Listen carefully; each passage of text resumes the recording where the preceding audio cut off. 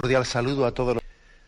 Un día más, con la gracia del Señor, proseguimos el comentario del Catecismo de nuestra Madre la Iglesia. Estamos en el punto 1439. Es un punto del Catecismo que está referido a la explicación en el contexto del ejercicio de la penitencia. En ese contexto se explica la parábola del Hijo Pródigo. Hoy dedicamos ya la tercera sesión, el tercer programa, a hablar de este punto, de esta parábola del Hijo Pródigo. Parábola muy adecuada para describir cómo es el camino de la penitencia, de la conversión. El Catecismo de la Iglesia Católica, en este apartado que dice diversas formas de penitencia en la vida cristiana, al final dedica este último número a la parábola del Hijo Pródigo, viendo en ella pues un auténtico retrato, el modelo del camino de retorno, de conversión, el camino de penitencia. Bien, voy a volver a leer la parábola para continuar pues en la parte final ya el comentario que estamos haciendo. Está en el capítulo 15 de San Lucas. Lo voy a leer según la versión de la Biblia de Jerusalén, aunque bueno, también hay otras versiones pues también muy precisas. Dice así: un hombre tenía 2 hijos, y el menor de ellos dijo al padre: Padre, dame la parte de la hacienda que me corresponde. Y él les repartió la hacienda. Pocos días después, el hijo menor lo reunió todo y se marchó a un país lejano donde malgastó su hacienda, viviendo como un libertino. Cuando hubo gastado todo, sobrevino un hambre extrema en aquel país y comenzó a pasar necesidad. Entonces fue y se ajustó con uno de los ciudadanos de aquel país, que le envió a sus fincas a apacentar puercos. Y deseaba llenar su vientre con las algarrobas que comían los cerdos, pero nadie se las daba. Y entrando en sí mismo dijo: ¿cuántos jornaleros de mi padre tienen pan en abundancia, mientras yo aquí me muero de hambre? Me levantaré, iré a mi padre y le diré: Padre, pequé contra el cielo y contra ti. Ya no merezco ser llamado hijo tuyo. Trátame como a uno de tus jornaleros. Y levantándose, partió hacia su padre. Estando él todavía lejos, le vio su padre, y conmovido corrió, se echó a su cuello y le besó efusivamente. El hijo le dijo: Padre, pequé contra el cielo y contra ti, y ya no merezco ser llamado hijo tuyo. Pero el padre dijo a sus siervos: Traed a prisa el mejor vestido y vestidle. Poned un anillo en su mano y unas sandalias en sus pies. Traed el novillo cebado, matadlo y comamos y celebremos una fiesta. Porque este hijo mío estaba muerto y ha vuelto a la vida, estaba perdido y ha sido hallado. Y comenzaron la fiesta. Su hijo mayor estaba en el campo, y al volver, cuando se acercó a la casa, oyó la música y las danzas. Y llamando a uno de los criados, le preguntó qué era aquello. Él le dijo: ha vuelto tu hermano, y tu padre ha matado el novillo cebado, porque lo ha recobrado sano. Él se irritó y no quería entrar. Salió su padre y le suplicaba, pero él replicó a su padre: hace tantos años que te sirvo y jamás dejé de cumplir una orden tuya. Pero nunca me has dado un cabrito para tener una fiesta con mis amigos, y ahora que ha venido ese hijo tuyo que ha devorado tu hacienda con prostitutas, has matado para él el novillo cebado. Pero él le dijo: Hijo, tú siempre estás conmigo y todo lo mío es tuyo. Pero convenía celebrar una fiesta y alegrarse, porque este hermano tuyo estaba muerto y ha vuelto a la vida. Estaba perdido y ha sido hallado. Bien, estábamos en el comentario de esta parábola, el comentario de este punto del Catecismo, el 1439, lo habíamos dejado, lo habíamos interrumpido, en ese momento en el que el hijo pródigo retorna a su padre, que ciertamente es el momento clave, el momento del encuentro, de cómo el padre sale al encuentro de este hijo. Es cierto que esta parábola ha sido descrita de diversas formas, El propio Catecismo también así lo dice que es la parábola cuyo centro es el Padre misericordioso. Algunos han llamado, tradicionalmente se llama la parábola del Hijo Pródigo. También hay quien ha llamado a esta parábola la parábola de los dos pródigos, de los dos hijos pródigos. O también sencillamente la parábola del Padre misericordioso, que ciertamente es el centro, el protagonista principal de esta parábola.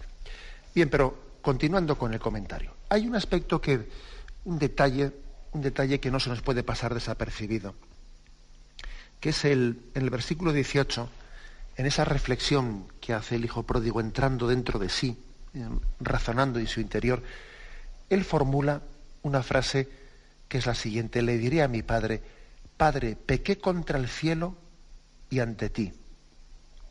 Otras traducciones dicen, Padre, pequé contra el cielo y contra ti.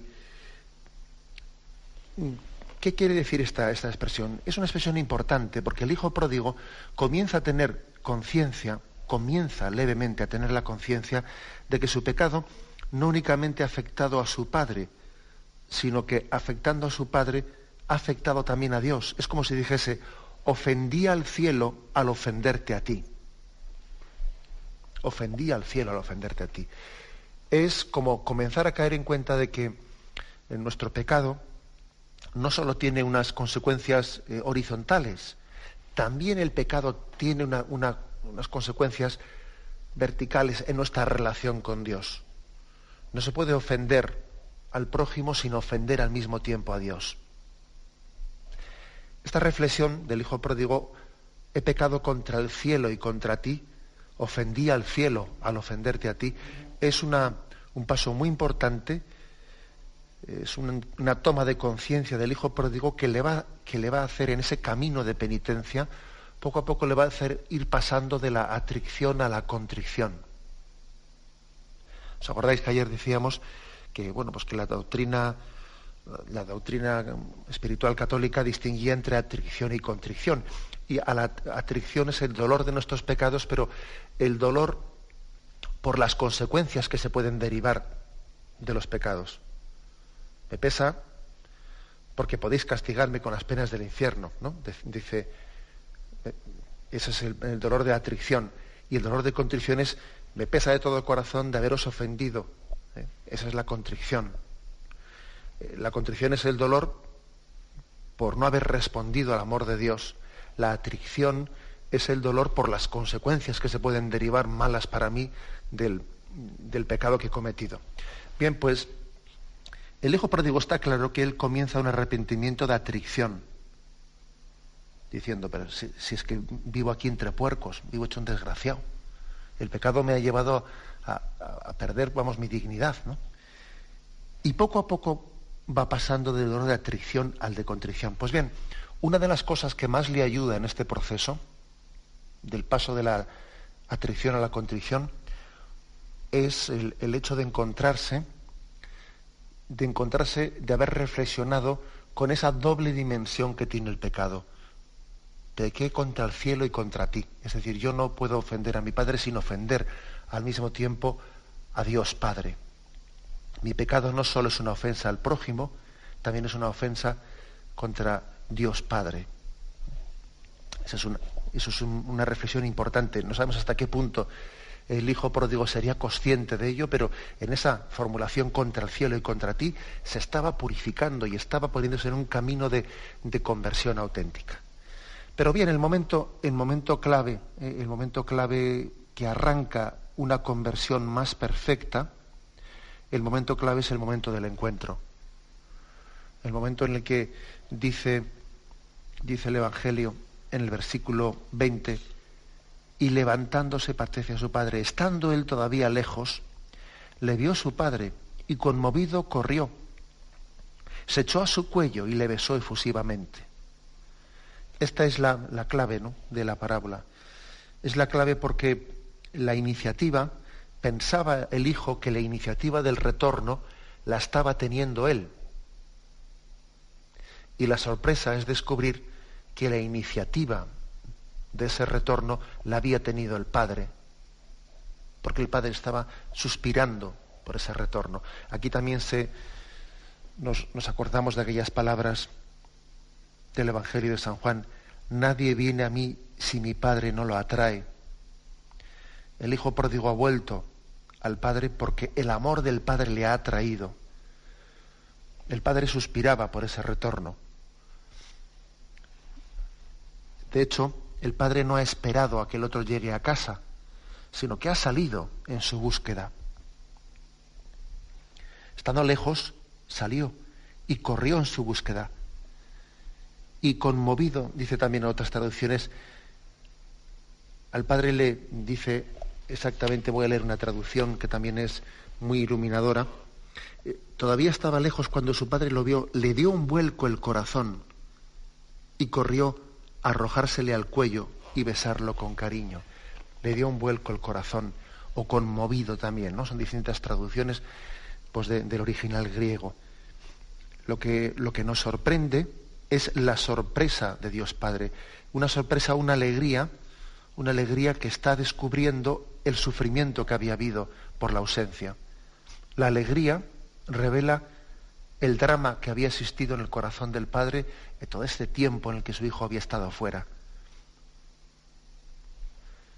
Igual que decimos que de la pasión de Cristo, de la muerte en cruz, del drama tan grande que es la cruz, tenemos que deducir la ofensa que el pecado había producido en el corazón de Dios, cuánto tiene que haber ofendido el pecado a Dios para que Él haya hecho algo tan dramático para perdonarnos, ¿no? Como es enviar a su Hijo a la cruz. Bueno, pues aquí también se puede sacar una deducción, pero de la alegría del encuentro.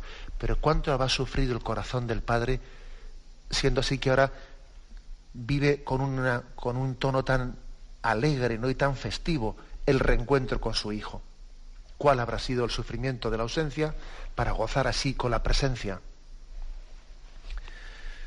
Bien, pues este es el momento clave de la parábola. Y hay que recordar que ese gozo del Padre, ese salir al encuentro, ese no estar esperando a que el Hijo llegue, ser Él el que tiene la iniciativa del encuentro. Él no se queda esperando diciendo que venga, que venga. No, Él sale a su encuentro. Él tiene la iniciativa del retorno de su Hijo. Antes de que nosotros busquemos a Dios, Él nos estaba buscando a nosotros. Bueno, pues esto empalma pues con muchos episodios del Antiguo Testamento en los que ya se comenzaba a vislumbrar el corazón de Dios. Es verdad que el corazón de Dios se nos revela en Jesucristo. Jesucristo, el corazón de Jesús, es la auténtica revelación del corazón del Padre, ¿no? Pero ya en el Antiguo Testamento, antes de llegar a Jesucristo, existen otra serie de pasajes básicos. Entonces, aquí se nos ofrecen algunos pasajes en los que ya se revela el corazón misericordioso de Yahvé. El primero, Isaías 55:7. Dice: buscad a Yahvé mientras se deja encontrar, llamadle mientras está cercano. Deje el malvado su camino, el hombre inicuo sus pensamientos, y vuélvase a Yahvé, que tendrá compasión de él, a nuestro Dios, que será grande en perdonar.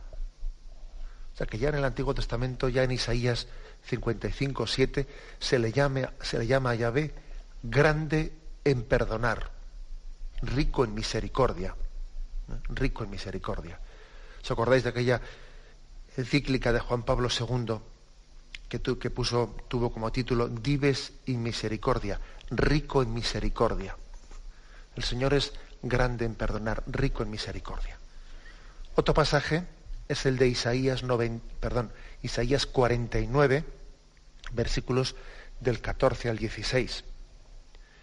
Pero dice Sión: Yahvé me ha abandonado, el Señor me ha olvidado. ¿Acaso olvida una mujer al hijo de sus entrañas sin compadecerse del niño de pecho? Pues aunque ellas llegasen a olvidarse, yo no te olvido. Míralo, en las palmas de mis manos te tengo tatuada. Tus muros están ante mí perpetuamente. Otro pasaje impresionante, ¿no?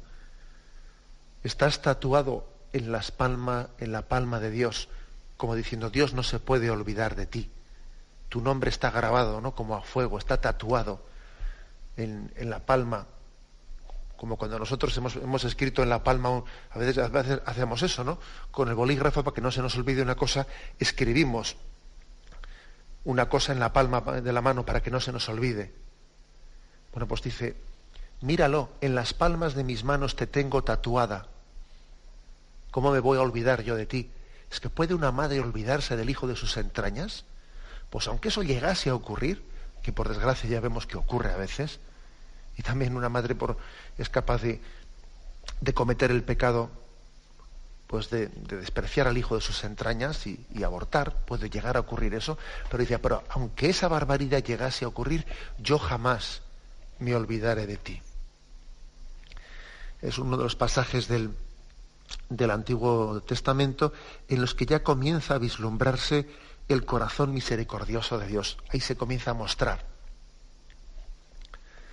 Jeremías 3, versículos 12 y siguientes, dice, anda y pregona estas palabras al norte y di, vuelve Israel, apóstata, oráculo de Yahvé, no estará airado mi semblante contra vosotros, porque soy piadoso, no guardo rencor para siempre. Tan solo reconoce tu culpa, pues contra Yahvé tu Dios te rebelaste, frecuentaste a extranjeros bajo todo árbol frondoso, y mi voz no oíste, oráculo de Yahvé. Volved, hijos apóstatas, oráculo de Yahvé, porque yo soy vuestro Señor. Os iré recogiendo uno a uno de cada ciudad, y os traeré a Sión. Os pondré pastores según mi corazón, que os den pasto de conocimiento y prudencia. Otro texto verdaderamente conmovedor en el que hay una llamada, volved, retornad. Hay una súplica, la súplica del Padre, que parece que Él nos está pidiendo por favor que retornemos, como si nosotros le hiciésemos un favor a Él, siendo así que Él es el que nos hace ese favor de misericordia hacia nosotros. Casi parece que el Padre mendiga la conversión del Hijo. Os daré pastores según mi corazón. Os recogerán uno a uno y os traerán de retorno a la casa del Padre. Otro texto más, Jeremías 31:20. ¿Es un hijo tan caro para mí Efraín, o un niño tan mimado, que tras haberme dado tanto de hablar tengo que recordarlo todavía? Pues en efecto, se han conmovido mis entrañas por él. Ternura hacia él no ha de faltarme, oráculo de Yahvé. Bueno, fijaros que aquí se utiliza el mismo término, la misma expresión que en la parábola del hijo pródigo. Se han conmovido mis entrañas. Le ha dado un vuelco al corazón. Esta expresión es la que se utiliza aquí en la parábola del hijo pródigo. Se han conmovido, el padre conmovido salió hacia él. Es decir, que esta parábola del hijo pródigo está revelando el corazón misericordioso del Padre, rico en misericordia. Es un retrato del corazón de Dios Padre, que ya como vemos en distintos pasajes del Antiguo Testamento, esos pasajes que hemos leído de Isaías y de Jeremías, había comenzado también a revelarse. Pero al final la revelación plena de ese corazón de Dios se da en el corazón de Jesús. El corazón misericordioso de Jesús es la plena revelación de la misericordia de Dios Padre. Y vamos a despedirnos con la bendición de Dios Todopoderoso. Padre, Hijo y Espíritu Santo, descienda sobre vosotros. Alabado sea Jesucristo.